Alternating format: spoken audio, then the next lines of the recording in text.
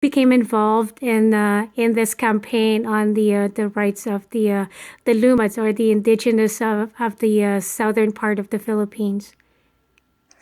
Yeah, the advocacy for the rights of the indigenous peoples, especially the right to self-determination, actually started when I was still connected with an alternative news agency in Mindanao. This was way back in the late 80s, when I was then the managing editor of Media Mindanao News Service. It's an alternative news agency. And we did a research on what is happening. We call that book Ethnocide. No? Ethnocide because of these development projects that entered into the territories or the ancestral domains of the Lumans. The indigenous peoples of Mindanao has been displacing them and eventually killing not only their culture but killing their people. And this advocacy even strengthened when I became a lawyer in 1995, and eventually the Secretary General of the Union of People's Lawyers in Mindanao. As public interest lawyer, uh, I have been in the forefront also in defending the rights of the indigenous peoples in Mindanao, no? In their battle for the defense of their ancestral lands, in the defense of their rights as indigenous peoples, especially during times when trump-up charges are filed against them or they are evicted from their communities.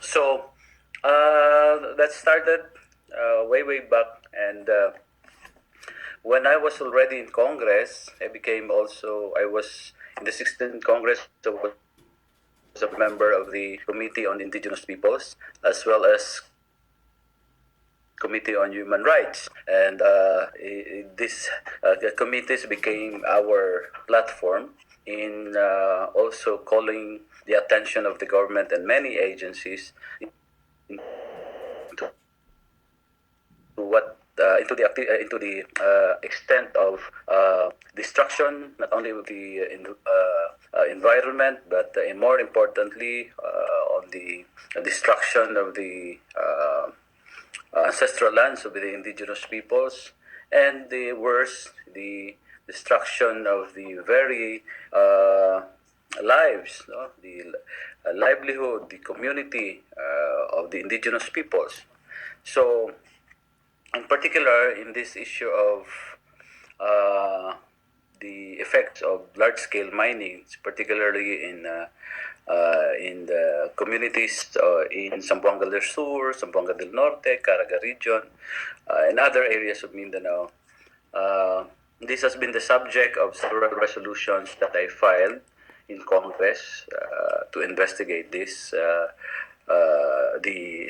including how the military uses the institution, no? The Armed Forces of the Philippines, in perpetuating human rights violations just to defend the interests of these mining companies. How the military also is instrumental in organizing paramilitary troops funded by these mining companies to harass, intimidate, kill, and displace the indigenous peoples. Now, sometime in 2014, I think, when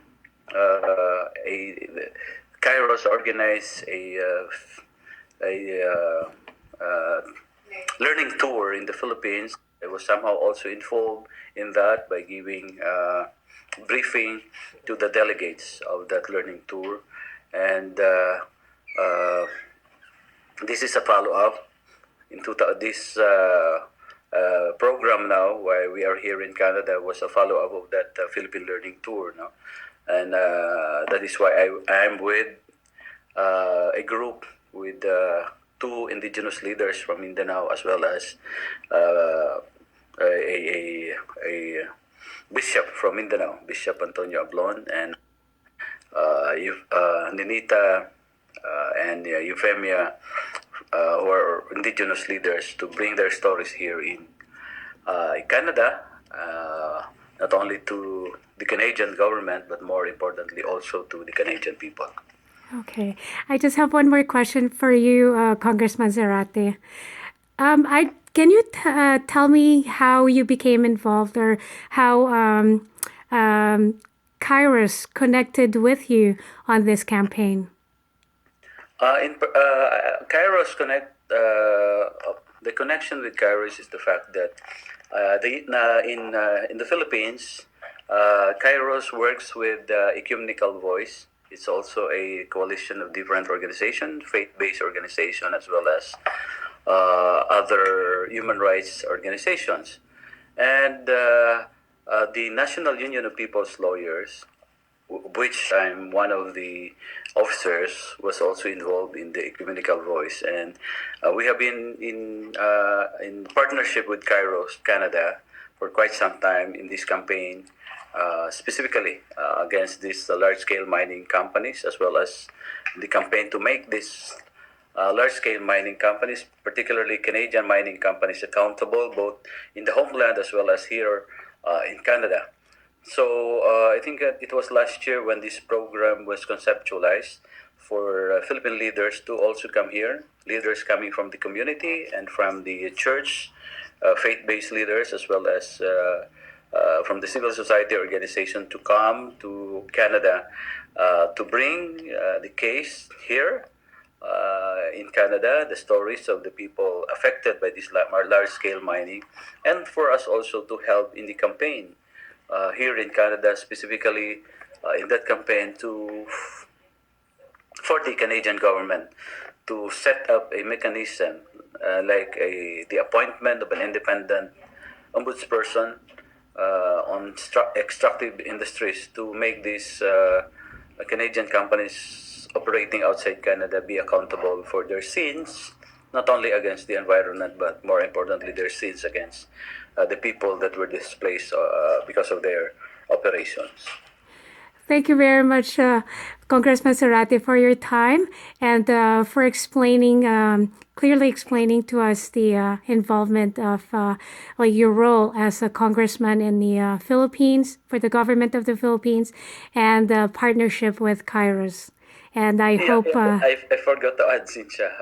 When this program was conceptualized, one of the reason also, because at that time I was the chairperson of the House Committee on Natural Resources. Oh, I see. And I'm chairing one of the major committees of the House of Representatives of the Philippines.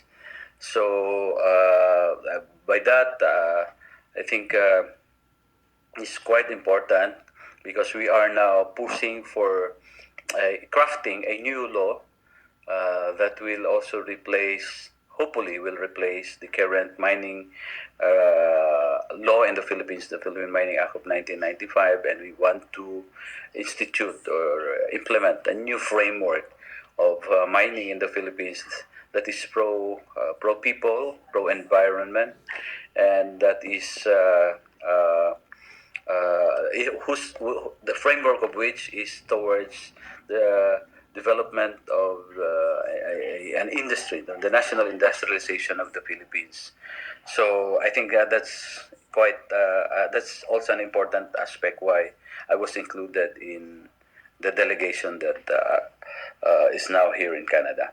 Okay. Thank you for that important piece of information, Congressman Zarate, and good luck with the rest of the tour for the campaign on this issue.